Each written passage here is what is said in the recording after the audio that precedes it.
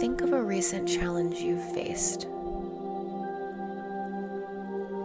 It can be a short-term issue or something that has bothered you for a long time.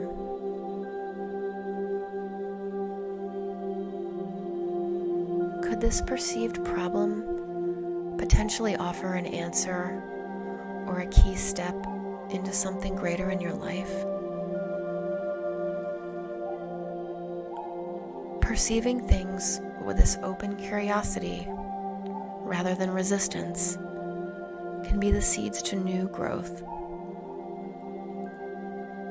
This concept is known as spiritual alchemy. It's the notion that the universe has shaken you to awaken you. The struggle is but a blip in your ultimate reality of peace and expansive love. Accept the obstacle as your opportunity.